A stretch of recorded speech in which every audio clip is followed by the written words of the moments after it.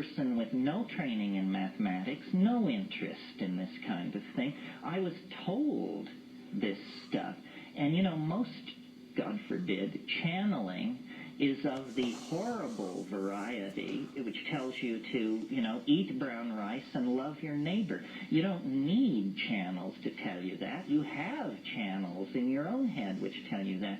This is a mathematical equation. I mean, it's embedded in a lot of rap, but the real channel is an equation for the description of time, which makes assertions, makes predictions, is willing to be held to mathematical analysis, all the things scientists are always screaming that occultists never will provide them with their theories, this provides.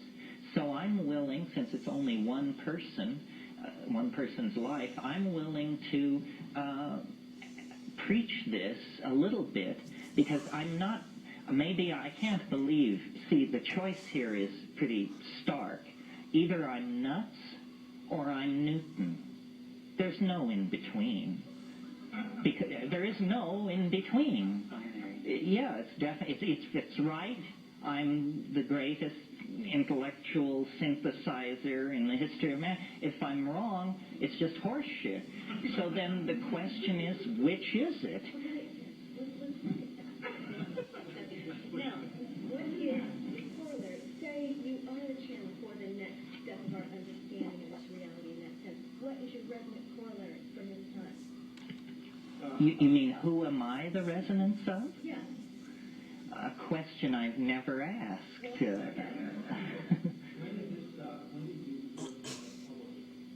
I figured this out. There were many, it took a long time, but from 1971 to 73 is when I figured it out. Okay, so what was happening at that time down on here. Here to, let's see, let's go back, let's go there and see. In 1973,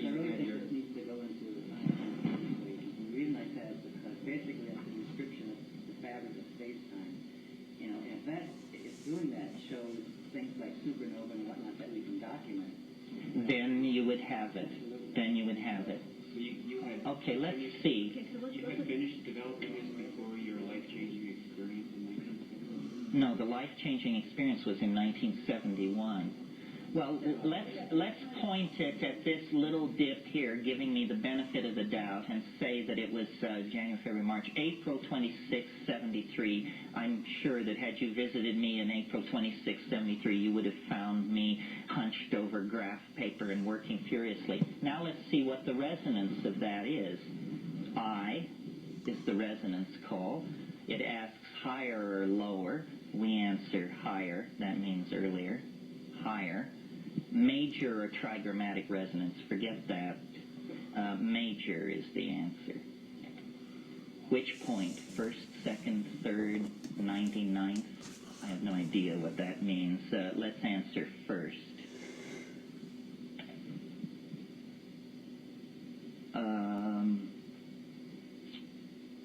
526 BC. Oh, it's the Greek Renaissance. It's Plato, Pythagoras, Ezekiel, Confucius, Lao Tzu. Hey, I think it's time to knock off. You should quit when you're ahead, you know? Yes. Most of my master's scientific discoveries, nature provides us with redundancy in thinking of calculus, thinking of atomic bombs. They're usually developed in parallel, several sites on Earth. Just an observation, there's no parallelism here. Well, in a sense, no, wait a minute. In a sense, there is. This is a fractal. It was invented or channeled by me before fractals became the absolute obsession of frontier mathematics. Now everybody wants to talk about fractals, and everybody says, you know, population growth, river mouths, everything can be modeled by fractals, but nobody has said time can be modeled by a fractal. So I think probably the rise of fractal mathematics is indicative of this. The other thing is, this could never have been brought to the public without small personal computers. I developed this finished it in 75, and in 77 they began selling small computers. So it's a weirdness. It's a hallucination. That's what it is. My dream has always been to bring something here from there. And apparently the only things which travel well from there to here are ideas. And I'm not an artist, so I couldn't paint.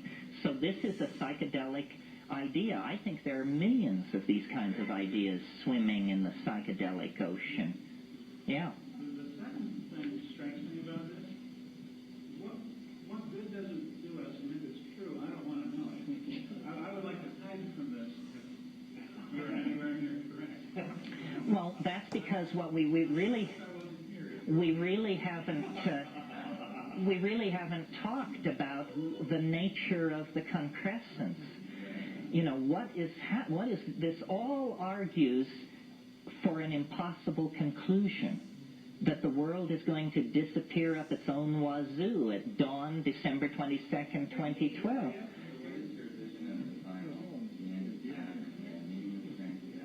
Can we see it on the screen? What? 2012. Oh, you want to see the last day?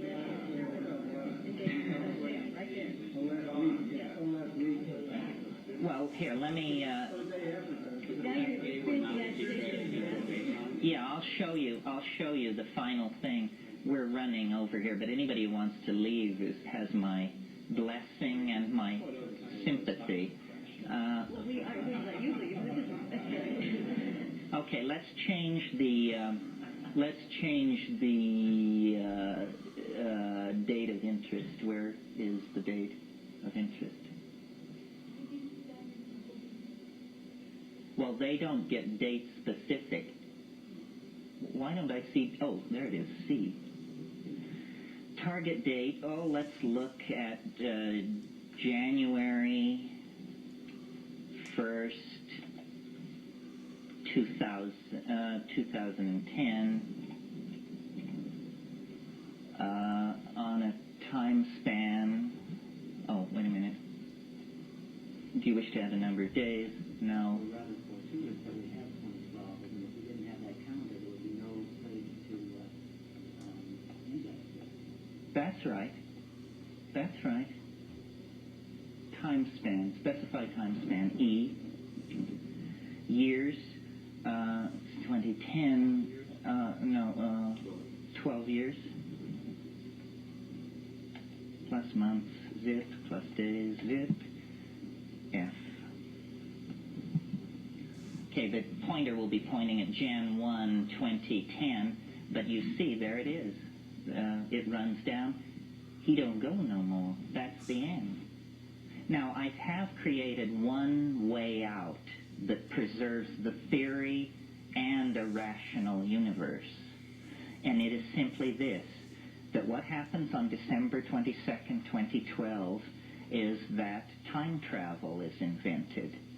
And because it is invented, it is no longer possible to portray historical data on a linear graph. So that's all. It's just, it was a thing about technology, and eventually a technology was created which made the three-dimensional space-time matrix itself obsolete. It's just a dimensional octave jump. Yes, dimensional octave jump.